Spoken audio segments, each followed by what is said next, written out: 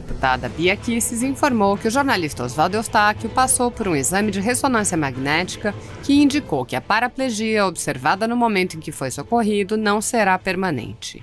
Bia Kicis disse: "Atenção, ressonância feita. O jornalista Oswaldo Eustáquio não está paraplégico, sem alterações na medula e a lesão está controlada. Em breve deverá recuperar todos os movimentos.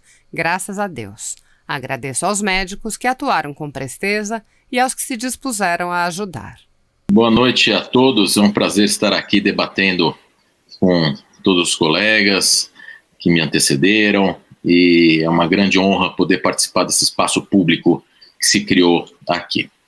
O Supremo Tribunal Federal, eu estou lembrando as antigas devassas da época do Brasil colônia. Para quem não sabe, as devassas vinha um magistrado nomeado pela coroa portuguesa, e ele abria investigações em toda a vila, em todas as casas. A própria palavra diz, as devassas, né? Então tinha a devassa geral e a devassa especial. O que nós estamos vivenciando hoje, da maneira como se está procedendo nesses dois inquéritos, é um clima de devassa, similar lá à das ordenações filipinas. E eu vou explicar por quê do meu ponto de vista. Outro dia, eu lembro que nós vimos nas notícias, o ministro Lewandowski foi ofendido num voo. E quando ele foi ofendido num voo, o ministro Lewandowski tem direito, claro, à tutela da sua honra, à proteção da sua honra, tudo. O que ele fez? Foi criticado, etc. e tal, mas ele representou a autoridade para que aquele agressor fosse investigado, tivesse um inquérito policial e depois fosse denunciado por crime contra a honra do ministro Lewandowski, mas em primeiro grau. É um cidadão comum, um cidadão que estava lá no avião. E ele se exaltou e acabou ofendendo o ministro. Se houve ofensa ou não, se é de liberdade de expressão, até que ponto isso vai se julgar, mas este processo, que é uma ação penal pública condicionada, quando é um funcionário público que ele é ofendido, ele tem que representar para a autoridade, aí se instaura um inquérito policial e o Ministério Público oferece a denúncia. Se por acaso o Ministério Público não oferecer a denúncia, até caberia uma queixa-crime subsidiária por parte do funcionário público ofendido. Agora, não na hipótese de arquivamento, é só na hipótese de inércia do Ministério Público. Agora, o que acontece? Foi em primeiro grau. Agora, outros exemplos, o ministro Alexandre de Moraes foi ofendido, duramente ofendido na sua residência aqui em São Paulo. Instaurou-se um processo criminal contra os ofensores, está na Justiça Federal de primeiro grau. Agora, o que se criou nesses inquéritos é o seguinte: se essa mesma ofensa for pela internet, for pela web, ela é considerada como sendo realizada na sede do Supremo Tribunal Federal. Portanto, ela entra, seja no inquérito das fake news, ou seja naquele inquérito 4781, o outro, de ofensas, calúnias, etc. e tal, que está lá no Supremo Tribunal Federal. Então, assim, qualquer ofensa hoje a um ministro do Supremo Tribunal Federal é considerada, na internet, é considerada como uma ofensa realizada na sede do tribunal. Eu li o voto do ministro Fachin para me preparar para essa live, e eu fiquei muito confortável com o voto que eu li no voto do ministro Fachin, porque lá um salto duplo carpado interpretativo para justificar uma série de coisas e uma série de contradições no voto. E neste voto ele diz o seguinte, que a sociedade é globalizada, hoje é tudo virtual e que no virtual todos são vizinhos. Ele escreve isso. Então, no virtual, então todo crime contra a honra, contra qualquer ministro do Supremo Tribunal Federal, que seja ou do STJ, por exemplo, seria no STJ, que seria praticado pela internet, é automaticamente considerado praticado dentro da sede do Supremo Tribunal Federal, que não é, por evidência, e criou-se, portanto, esse clima de devassa. Qualquer ofensa na internet hoje poderá ser objeto, quem fez essa ofensa poderá ser objeto de uma busca e apreensão determinado pelo ministro Alexandre de Moraes, que é o que tem acontecido. E eu vi a decisão de busca e apreensão, aquela maior ou última que teve, né? E eu vi na leitura, foram citados dois depoimentos, um da deputada Joyce Haussmann e outro do deputado Alexandre Frota. E está lá que na CPI lá da fake news, que não é crime, nós sabemos, já está bem claro, não estou falando de calúnia, injúria, difamação e ameaça, é outro assunto, mas fake news, e eles foram na CPI das fake news e falaram que teria lá o gabinete do ódio, etc e tal, que teria uma organização dentro do Palácio do Planalto para essas fake news e tal. Agora, se você vê os vídeos da Joyce Hasselmann e do Alexandre de Moraes anteriores, eles falaram várias vezes em coisas mais graves ainda, inclusive de fechamento do Supremo Tribunal Federal, a deputada Joyce Hasselmann e o deputado Alexandre Frota. Tem os vídeos aí. Então são 2 pesos e 2 medidas, ou seja, as pessoas que deram fundamento para essa busca e apreensão, está lá na decisão do Alexandre de Moraes, do ministro Alexandre de Moraes, nessa decisão, falaram em fechar o Supremo. Por que eles não estão, então, dentro do inquérito da Lei de Segurança Nacional? Então nós temos realmente, isso tudo denota que quando você é vítima, você perde a sua imparcialidade. É isso que nós estamos falando. Porque o ministro Fachin, no seu voto, disse o seguinte, aspas, mais de 90% dos autos do inquérito número 4781 já foram declinadas para a primeira instância. Isso é uma prova que não tem competência do Supremo para investigar. Se 90% chegou ao autor, chegou como aí da Sara, vai lá para o primeiro grau. Se 90% vai para o primeiro grau, o que o Supremo está comandando essa investigação? Aí, num outro trecho, o ministro Fachin diz no voto, não, porque o Supremo tem que investigar para saber identificar os possíveis sujeitos ativos que talvez possa ter alguém com foro de prerrogativa como esses 2 deputados, além dos deputados aí, Joyce e Alexandre, que foram mencionados, mas que não são investigados, pela questão da Lei de Segurança Nacional.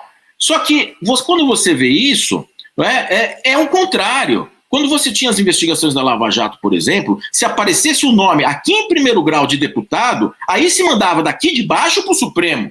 Agora não. O Supremo investiga tudo, investiga pessoas sem foro por prerrogativa de função, e aí depois aí vai mandando para baixo. Ora, mas não é uma simples investigação. Né? O ministro Fachin disse o seguinte, não há violação do princípio do juiz natural, porque o Supremo não vai julgar nenhum desses casos. Esses casos vão ser mandados para o primeiro grau. Vai ser um procurador da República, porque é competência federal, porque é ofendido ao ministro, então teria interesse da União, etc. e tal. Vai ser o juiz de primeiro grau que vai julgar. Ora, mas o ministro Alexandre de Moraes tem determinado medidas coercitivas de prisão temporária, medidas coercitivas de busca e apreensão, inclusive agora de tornozeleira, ou seja, são medidas coativas determinadas por um juiz que é vítima. Então, o que eu defendo é que todas essas investigações, o Supremo também, convenhamos, né? Foi muitas vezes gravemente ofendido, ministros foram gravemente ofendidos, achincalhados, xingados. Assim, a liberdade de expressão até que quando não é com você. É claro que todo funcionário público, você tem uma menor esfera de proteção da sua intimidade, uma menor esfera de proteção da sua suscetibilidade, porque você é uma pessoa pública. Nós estamos aqui falando nessa live, pode ser criticado, pode falar, o Delmanto falou bobagem, o doutor Modesto falou bobagem, o Rogério, todos nós aqui, nós estamos expostos a essa crítica. E tudo bem, como o Rogério falou, não vai ser funcionário público. Mas o que acontece é o seguinte, na minha ótica, todos esses, se sentir ofendido, faz uma representação, vai instaurar o inquérito no primeiro grau de jurisdição. Desde o começo, vai ser juiz de primeiro grau que vai determinar a busca e apreensão, se for o caso, em crime contra a honra. Agora, enfiaram a organização criminosa para atrair a questão da prisão temporária, cresceram a coisa.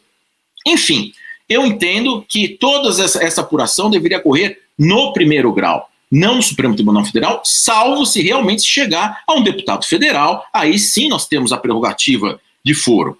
E neste voto, o ministro Fachin diz o seguinte, que quando a Constituição da República, no artigo 102.1, diz que caberá ao Supremo julgar ordinariamente as pessoas com foro por prerrogativa de função, ele fala que não é exclusivamente.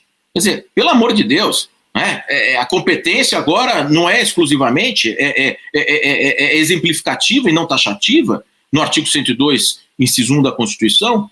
Então, para mim, a maior prova que não tem competência, que mais de 90% dos casos estão sendo remetidos para o primeiro grau. Então, há uma falha brutal na primeira questão de competência da instauração com base nesse inquérito policial, com base no artigo 43, porque, por exemplo, Se o advogado na sustentação oral xinga o ministro, fala, ministro, o senhor é um sem vergonha, na sustentação oral, ele cometeu um crime contra a honra na sede do Supremo. Agora vai falar, mas o ministro Fachin fala isso, mas agora as sustentações orais estão sendo virtuais. Se um advogado xinga o ministro, ofende o ministro na sustentação oral virtual, isso é considerado dentro do Supremo Tribunal Federal ou fora do Supremo? Mas aí nós estamos numa sessão do Supremo Tribunal Federal. É diferente do que Facebook, do que WhatsApp, do que Instagram. O tema é polêmico. Mas nós temos uma outra questão, a do sorteio. Né? Do sorteio. É inacreditável o que aconteceu, porque o seguinte, o artigo 43 ali fala, e depois 44, fala que o ministro-presidente irá designar um relator. Agora, essa designação tem que ser por sorteio. E o ministro Fachin diz que não, que pode ser ou por sorteio ou por indicação. Mas não cabe ou aqui. E na página 49 do voto do ministro Fachin, eu fiquei realmente, quando eu li esse parágrafo, eu falei, nossa, diz o seguinte, não se tem dúvidas que a livre distribuição é mais coerente e mais consentânea com o processo no Estado de Direito democrático, para evitar o que pode ser arguido na delegação por designação, vale dizer, sejam suscitadas ofensas à imparcialidade do juiz natural e outros processos. Ora, se o ministro Fachin, no voto, diz que não tem dúvida que a livre distribuição é mais coerente, consentânea com o Estado democrático de direito, para garantir a imparcialidade, no final ele conclui que tudo bem, que está certa a designação sem a livre distribuição. Então há uma contradição em ré ipsa neste voto.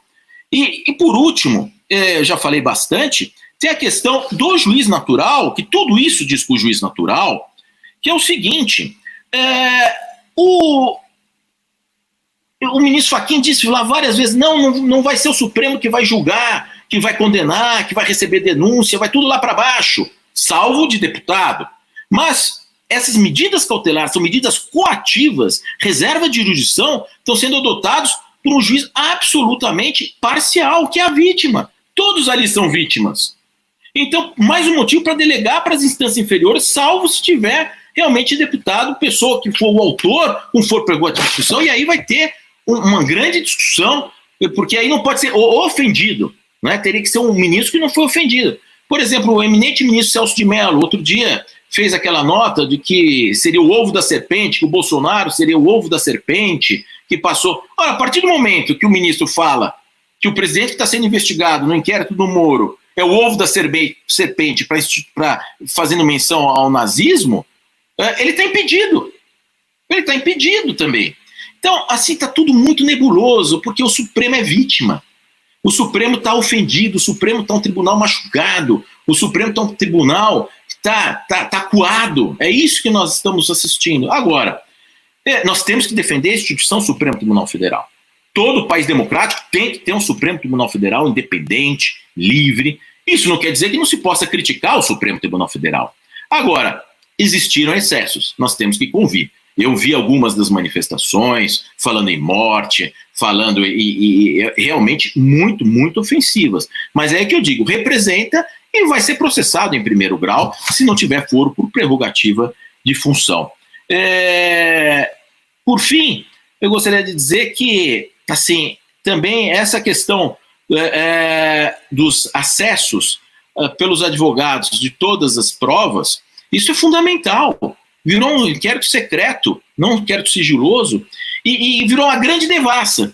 Uma grande devassa. Qualquer um neste país que falar mal, se exaltar, né, e falar mal de qualquer ministro do Supremo Tribunal Federal, cometer um erro, cometer um escorregão, se empolgar, porque a discussão política ela levanta o tom, você é capaz de cair na teia da devassa deste inquérito de todo crime contra a honra na web é considerado como sendo praticado dentro da sede do Supremo Tribunal Federal e depois vai investigar, vai determinar busca e apreensão, vai determinar prisão temporária e depois manda para o primeiro grau. Ora, então já não podia nem determinar busca e apreensão, nem prisão temporária, já devia estar dando primeiro grau desde sempre. Esta, para mim, é uma grande contradição que eu vejo nessa situação que nós estamos vivenciando. Fora que depois o procurador da República de primeiro grau vai ter que enfrentar a decisão da Raquel Dodge, arquivando, entendendo que tudo é ilegal. Eu não sei como que ele vai lidar com isso lá na frente. Eu acho que são essas as ponderações que eu gostaria de fazer para os ilustres colegas, e eu acho que tá tudo errado nesse inquérito.